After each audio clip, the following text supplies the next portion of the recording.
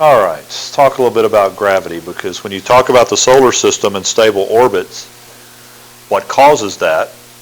Well, the explanation is a gravitational pull of the sun.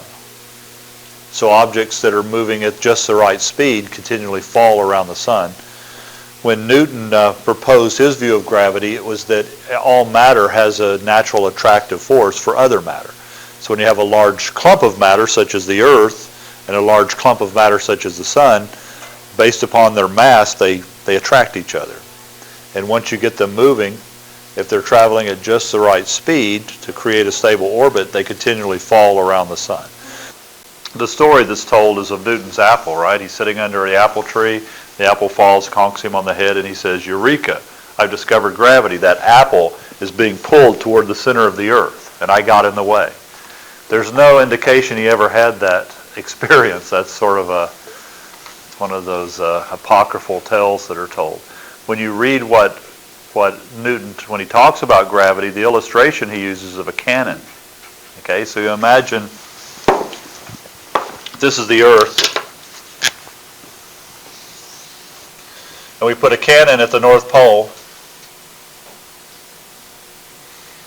and we fire the cannon. We don't put much gunpowder in it, so it doesn't have enough velocity, so when the cannonball comes out, it does this, right? However, if we put in a lot of gunpowder, we filled it up with the gunpowder and we shot the cannon, it might do this, right? We shot it out into space, deep space. However, there is an amount of gunpowder that we can put into that cannon, right, that would cause that cannonball to do this.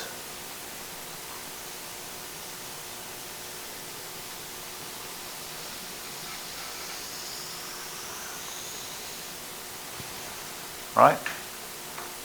See that arc? That arc of its fall could match the curvature of the Earth. And if that occurred, then that cannonball would continually fall around the Earth. And when it got back to the cannon, it would pass it up and go around again. And it'd go around again. And the pull of the Earth toward it would be just enough to curve so that it continually missed the Earth as it fell away. That's Newton's idea, not the apple. They created the concept of a stable orbit.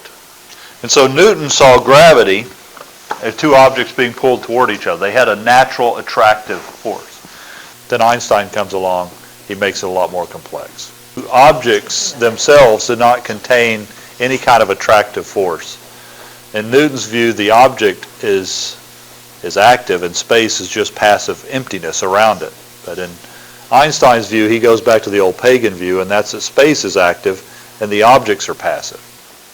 So philosophically, they're quite different, but they explain the phenomenon. They just explain it in different ways. In Einstein's view, the object itself is not attracting something else, it's warping some matrix around it, in this case, space-time. So Einstein assumes that space-time is a continuum. They exist together and you can't separate them.